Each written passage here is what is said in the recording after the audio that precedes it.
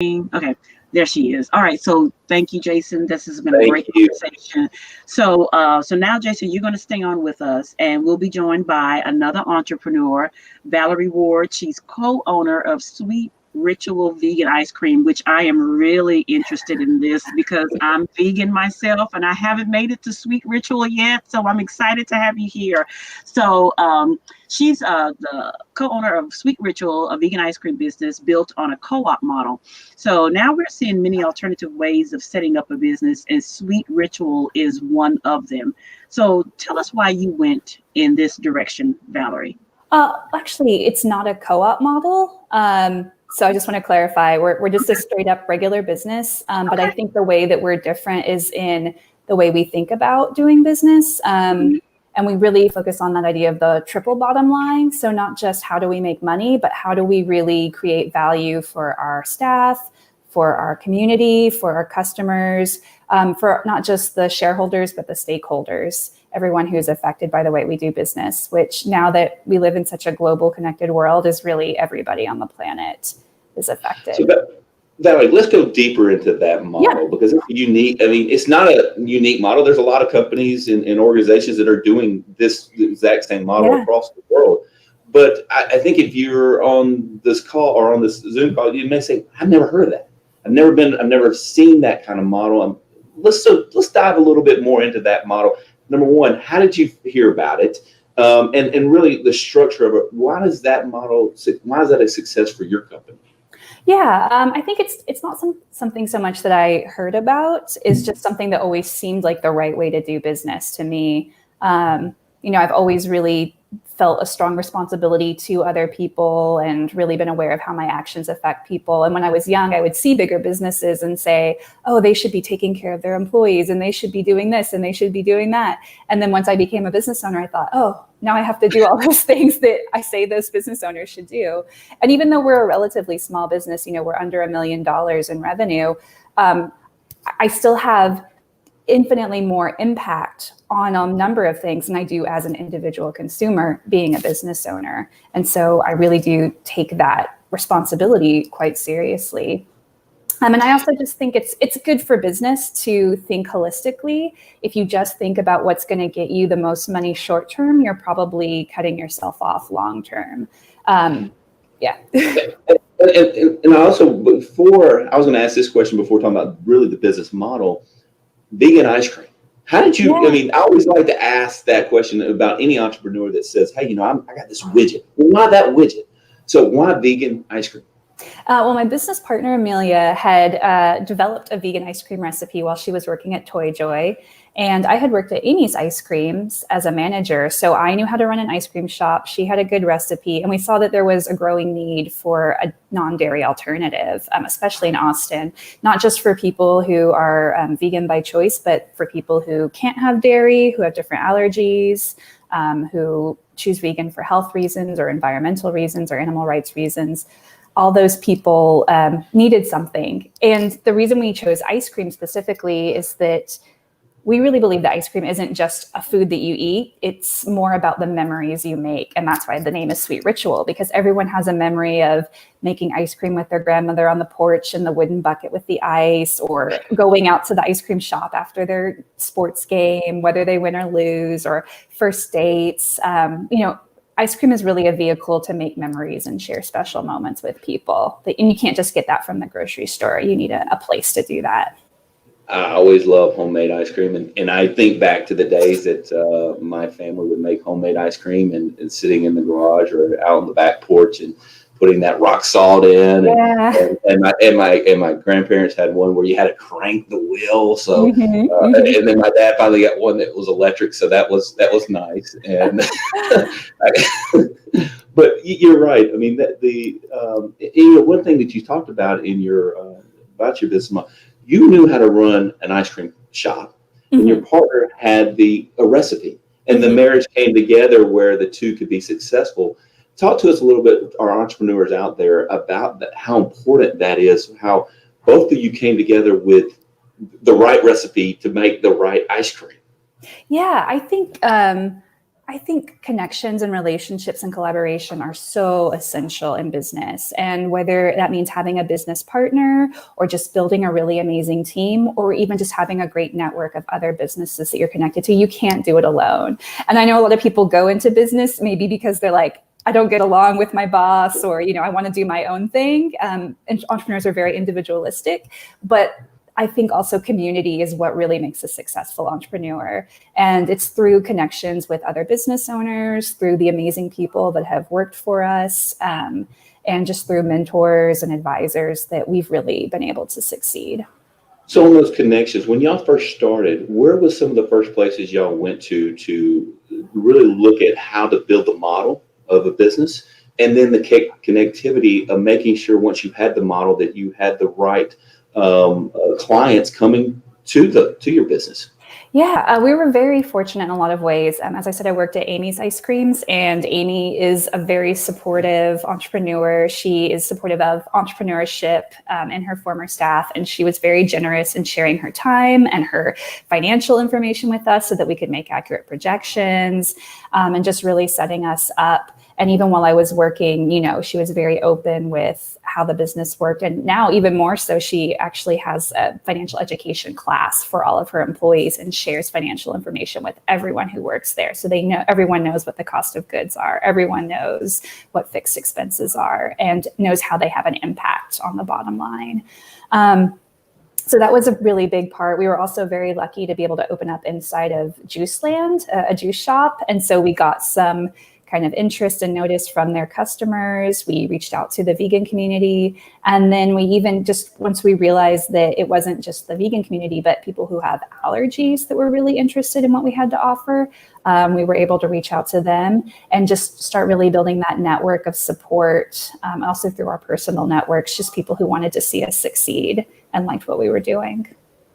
And when you started and talking about that network, how much did you rely on like social media and that connectivity to spread your word? And what kind of advice would you give? Were there any pitfalls that you learned from trying to put your message out there to the general public that you kind of go back, oh, should have said a little bit differently, or should have done something this way, or that said that way? Is there something you can share with our audience about that? I can't think of any real big missteps, and my business partner is actually the one who handles more of the social media. But I do know that what's worked for us is being really genuine and organic with it. You can pay a lot of money to buy followers, but those followers aren't your customers. And so those huge follow numbers don't really mean anything if it's not going to turn into people who come in and see your product. I think what's really worked for us is just having very beautiful photography and engaging and responding to people when they comment. People just love to see that. And it's a great way to get impulse buys from remotely. Well, that's great knowledge. I mean, great advice, because I think a lot of people think, okay, I got this idea. I even maybe have a business structure and I'm up and running, but I'm trying to find customers. I'm going to pay them. I'm going to go out there. I'm going to get all these followers and I'm going to make millions of dollars. And it doesn't happen that way.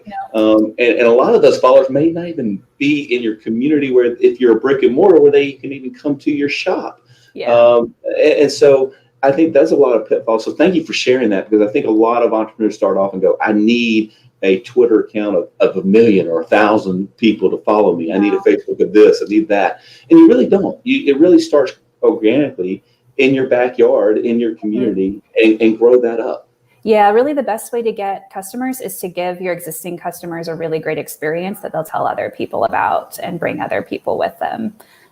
The one thing I have seen sometimes on social media is people inject too much of their personal life, especially small business owners. They'll talk about, the vacations they're going on, or, because they feel so connected to their business and they feel like their life and their business are one and the same. But you really need to have a very clear message about what your business is and be able to separate that from your personal life. You don't want to be posting about the bad day you had shopping, or the fight you're having with your spouse, or the person who hit your car. Like that has nothing to do with your business, unless your business is your lifestyle, like if you're a lifestyle blogger or something like that. But most people, it's not.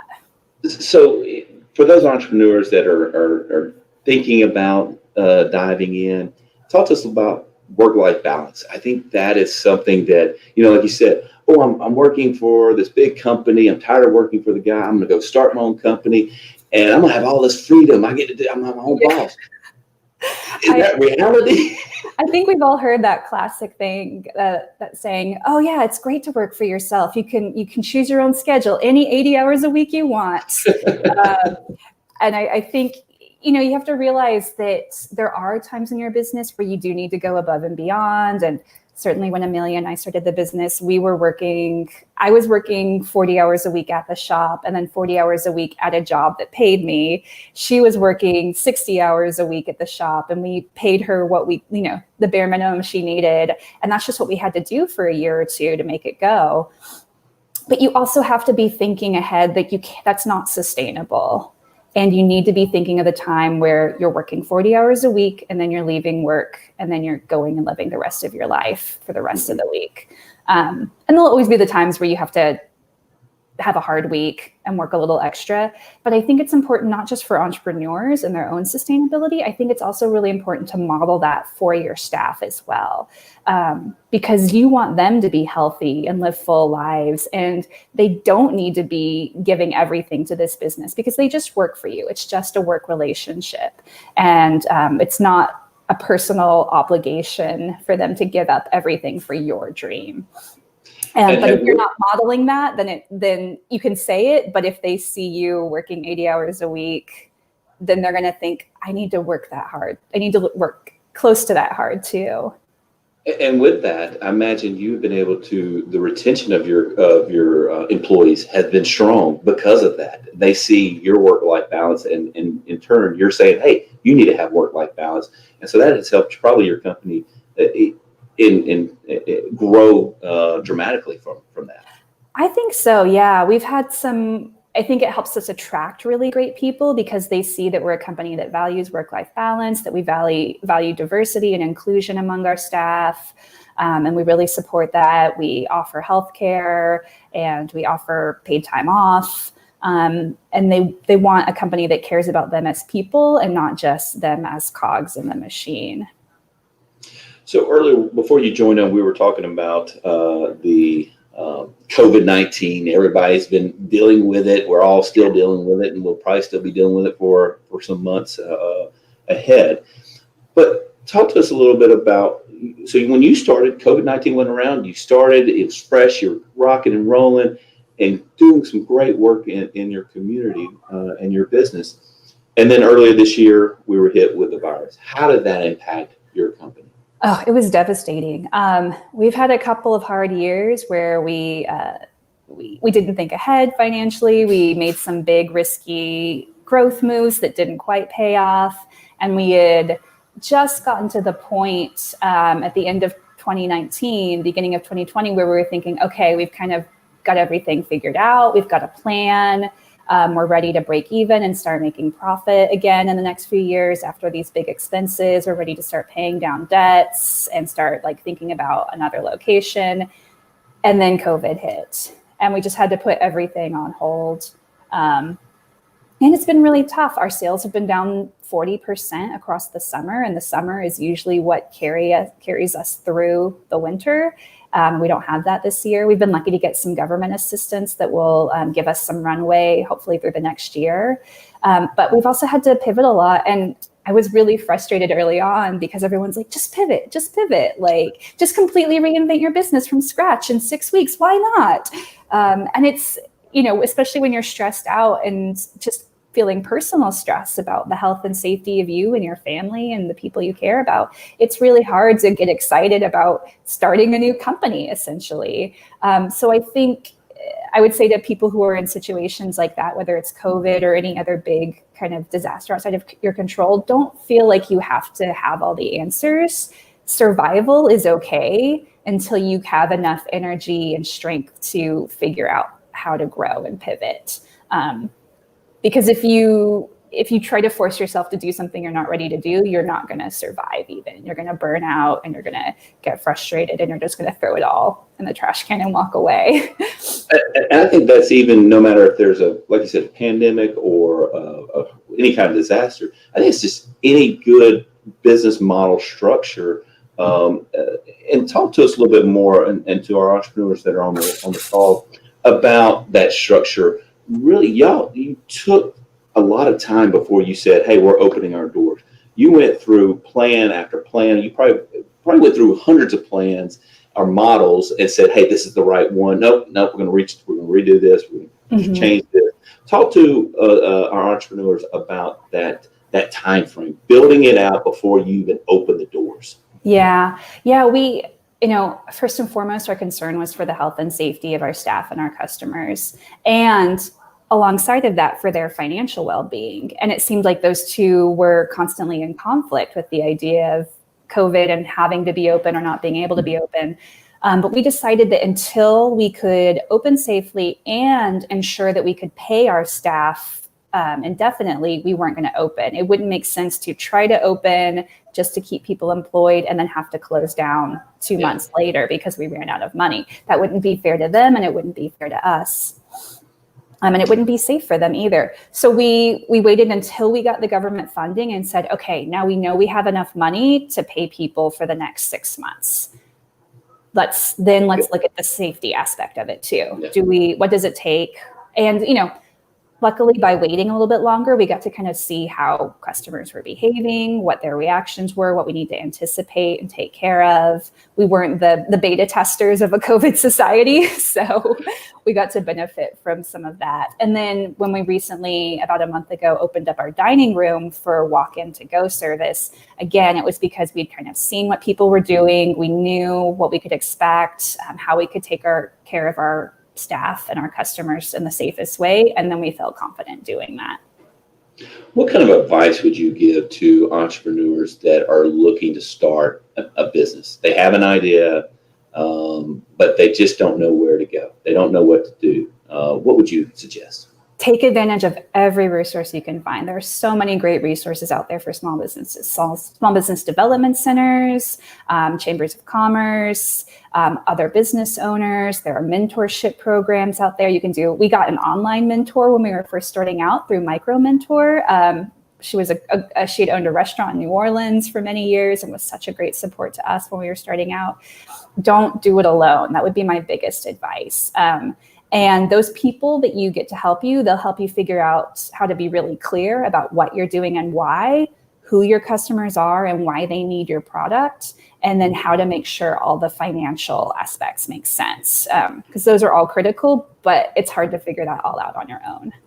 And about the finances, I think, a lot of entrepreneurs, they had that idea. They believe they know how to build the idea, but it's the finances. That's one of the scariest parts. I mean, because at the end, you're putting up pretty much your own capital, or you're going out and asking people to invest in your company that they know nothing about. So walk our entrepreneurs through that process a little bit. Yeah, I think it's really important to always be thinking into the future and not just looking at what you have ahead of you. Think about what you want your cost of goods to be and what that price point needs to be for what you're selling and what level of revenue you need to cover your fixed expenses. Just look at all the kind of where you want to be, look at everything that affects that, compare that to where you are now, and see what levers you can start to shift and win. You're not going to be able to figure it all out perfectly, but if you have that forward-thinking plan, then you can start knowing when it's worth it to invest in, say, buying in bulk ingredients to save money on cost of goods or things like that. Or buying that large piece of equipment that you think you may need. Yeah. And I go, can I afford it? With ice cream, you think like, oh, a new ice cream batch freezer is $40,000. That's a lot. But then you think about, well, can I just get my people to work more? Can I just hire more people? And it's like, well, if you hire 2 more people, that's going to be more than $40,000 in a year. Maybe it's worth it just to invest in the batch freezer, and then you can have 2 running at once. And then you have that batch freezer for 30 years for a $40,000 investment. And you brought up a great point. It's not just the equipment, it's also the employees. When do I expand? When do I grow? Mm-hmm. I am busting at the seams. I'm doing great work, but do I need to bring on another employee? And then, what's that going to cost, and how's that going to affect my bottom line? Yeah, and I think that's a really tough decision, and you're probably going to have to stretch a little bit in that sense, because entrepreneurs tend to want to do it all themselves, and it's hard to let go of that control. But as long as you're working in your business, you're not working on your business, and you need to hire people to work in your business so you can work on your business, and that's ultimately what's going to let you grow. All right. We get wrapped up. Yeah. So great conversation, great advice. I love all the things that you said, particularly about your business. I saw a Facebook comment, Valerie, that someone said that they really enjoyed working for you. So that's a testament to your business model, that how you treat people is a part of your business model. And I think that's been like the growing trend in the last 20 years, that you don't consider people just to be people that work for you. You care about the whole individual. So thank you for everything that you said.